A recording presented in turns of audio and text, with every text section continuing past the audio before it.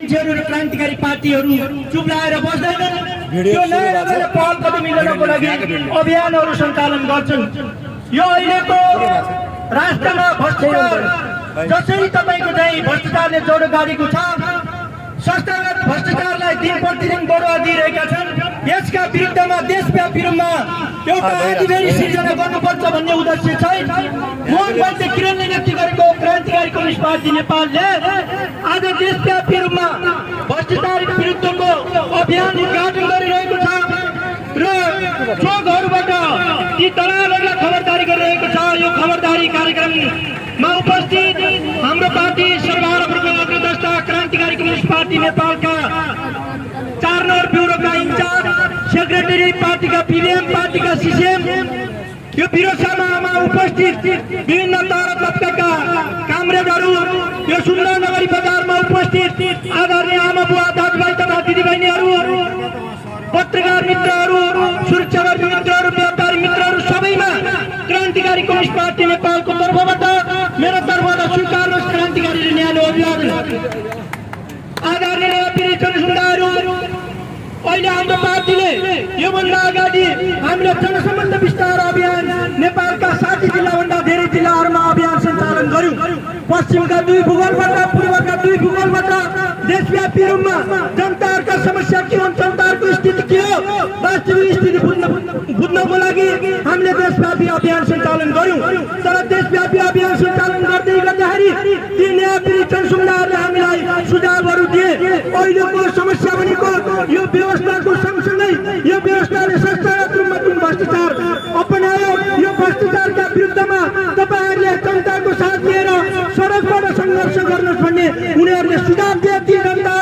ती जनताको सुझाव अनुसार हाम्रो पार्टीको केन्द्रीय समितिको बैठक पश्चात हामीले आज देशव्यापी रूपमा हामीले भ्रष्टाचार विरुद्धको खबरदारी कार्यक्रमहरू गरिरहेका छौँ। भ्रष्टाचार विरुद्धको अभियान सुरुवात गरिरहेका छौँ। हो हामीले यो 4 नम्बर ब्युरोले, राप्ती ब्युरोले हामी गोराईको यो तुलसीपुर चोकबाट हामीले कार्यक्रम सुरु गरेका छौँ।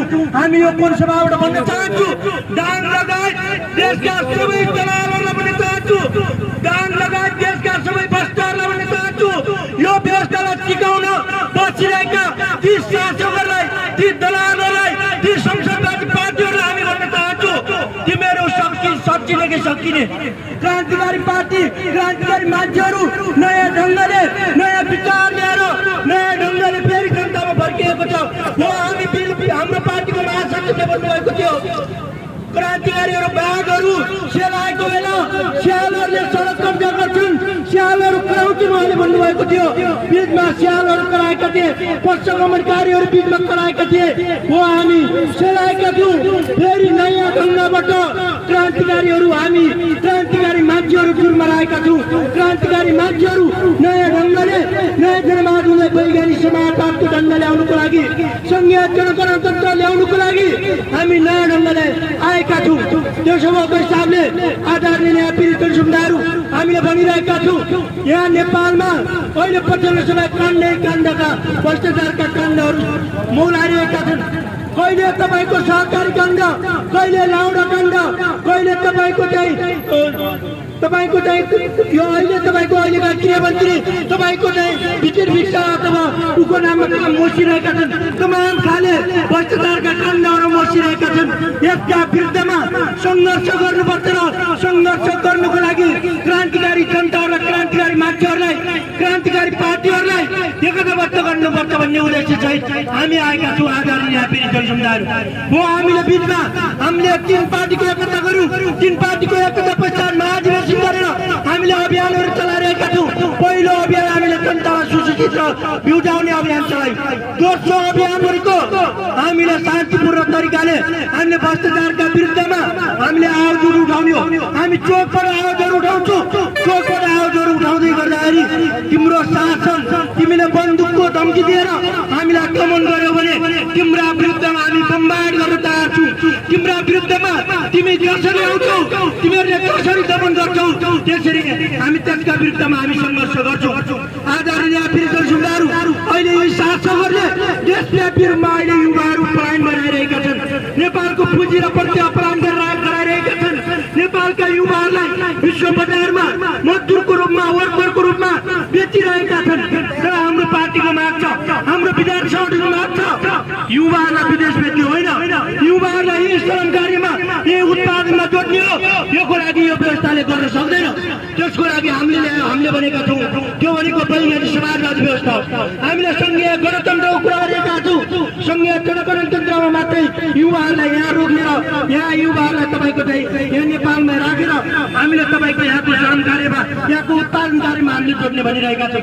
त्यति मात्र होइन, अहिले तपाईँको कक्षा 12 पढ्ने बित्तिकै यहाँ तपाईँको यानौसी एउटा कार्यालय खोलेर यिनीहरूले यानौसी वितरण गरिरहेका छन्, विद्यार्थीहरू बेचिरहेका छन्। तर हामीले भनिरहेका छौँ कक्षा 12 पास गर्ने बित्तिकै यानौसी दिने होइन, तर कम्तीमा ब्याज दर गरिसकेपछि स्नातक गरिसकेपछि हामीले मात्रै तपाईँको यानौसी दिने हामीले भनिरहेका छौँ। त्यति मात्र होइन, शिक्षामा विकृति विसङ्गति छ। शिक्षामा अहिले टावरहरू यहाँ खडा गरिरहेका छन्। यहाँको एउटा गुरुकुल भन्ने स्कुलले अहिले पनि नर्सरीको भर्ना 1 लाख लिइरहेको छ। दाङ जस्तो ठाउँमा यो ग्रामीण भेगबाट आएका जनताहरू बस्ने ठाउँमा यहाँ 1 लाख फी तिर्ने तपाईँको स्कुलहरू खोलिरहेका छन्। स्कुलहरूलाई तपाईँको चाहिँ भात बेच्ने ठाउँ बनाइरहेका छन्। त्यहाँ शिक्षा दिने ठाउँ होइन। त्यति मात्र होइन, अहिले विश्वमा हजार भित्र नपरेका तपाईँको विदेशी सम्बन्धित प्राप्त कलेजहरू काठमाडौँ लगायत देशका मुख्य सहरहरूमा त्यहाँ उम्रिरहेका छन्। यसका विरुद्धमा हामीले सङ्घर्ष गर्नुपर्नेछ। त्यस्तै अहिले सामान्य जनताहरू हस्पिटलमा गयो भने त्यो हस्पिटलमा सामान्य तपाईँको चाहिँ पहिले सुरुमा एउटा टिकट काट्दाखेरि 500-1000 रुपियाँ टिकटको लिइरहेका थिए। यसका विरुद्धमा हामीले सङ्घर्ष गर्नुपर्नेछ। स्वास्थ्यमा चरम तपाईँको लुट भइरहेको छ, यसका विरुद्धमा हामीले सङ्घर्ष गर्नुपर्नेछ। त्यति मात्र होइन, यहाँ तपाईँको भूमाफियाहरूले मालपोतका वरिपरि बसेर जग्गाहरू सेडिङ मिलाएर त्यति मात्र होइन, यहाँ गुठीका जमिनहरू बेचेर खाइरहेका छन्। यी भूमाफियाका विरुद्धमा हामीले सङ्घर्ष गर्नुपर्नेछ। त्यति मात्र होइन, यहाँ मिटर ब्याजका कुरा छन्, यहाँ तपाईँको लघुवित्तका कुरा छन्, यहाँ ब्याङ्कले पीडित भएका जनताहरू छन्। यिनका विरुद्धमा जनतालाई अखिल तपाईँ क्रान्तिकारी कम्युनिस्ट पार्टी नेपाल खोज्दै अनुरोध अपिल गर्न चाहन्छु कि तपाईँको मिटर ब्याजका विरुद्धमा सङ्घर्ष गर्नुपर्नेछ। मिटर ब्याजबाट तपाईँको चाहिँ लुटमा लुट गरेर तिनीहरूले खडा गरेको मलमा हामीले बमबाड गर्नुपर्नेछ, त्यहाँ सङ्घर्ष गर्नुपर्नेछ। त्यो यो अभियान घोषणाको यो कार्यक्रम हो। त्यति मात्र होइन, आधार न्याय संसन्धाहरू यहाँ तपाईँको चाहिँ यहाँ नेपाली किसानहरूले उत्पादन गरेर बजारमा पठाउँदै गर्दाखेरि बारीबाट सस्तोमा माछादेखि लिएर तरकारीहरू सबै ल्याउने यी बिचौलियाहरूका यिनका फटारका विरुद्धमा हामीले सङ्घर्ष चलाउनु पर्नेछ। यहाँ किसानहरूले मल बिउ पाएका छैनन्, यसका विरुद्धमा सङ्घर्ष गर्नुपर्नेछ। त्यति मात्र होइन, यी सबैको हल गरेको व्यवस्था हो। अहिलेको व्यवस्था खिया लागेको छ, अहिलेको व्यवस्था फेलर भएको छ। यो फेलर व्यवस्थाका विरुद्धमा हामीले सङ्घर्ष गर्नुपर्नेछ। यो व्यवस्था पालेर मात्रै हरेक जनताको अधिकार प्राप्त हुन्छ।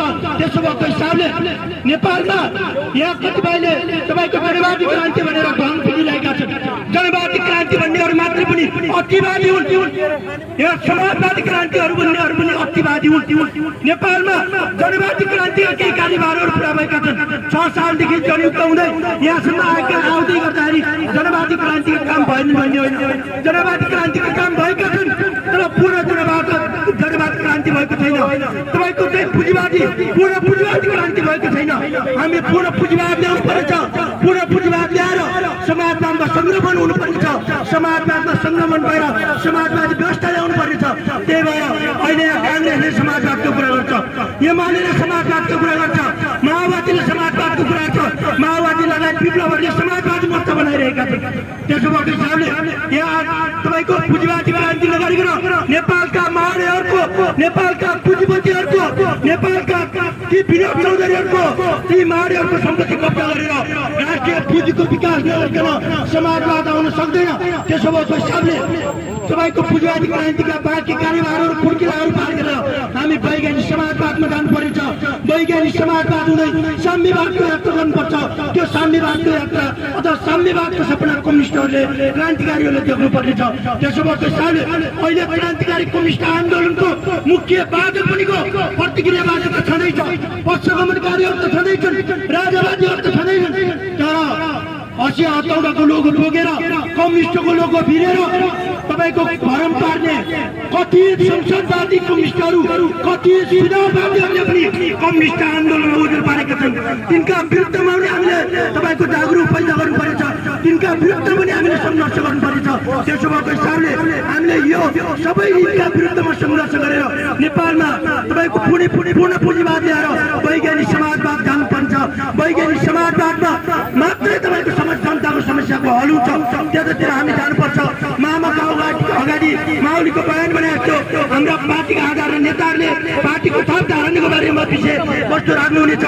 एकचोटि नेपालका राजाको शासन नदेखेका नौजवान युवाहरू र पछिल्लो समय राजावादीका विरुद्धमा लागेका तमाम काले जनसमुदायमा म के भन्न चाहन्छु भने विज्ञान भनेको गतिशील हुन्छ, मार्क्सवाद भनेको गतिशील हुन्छ, मार्क्सवाद भनेको अगाडि बढ्ने कुरा हो।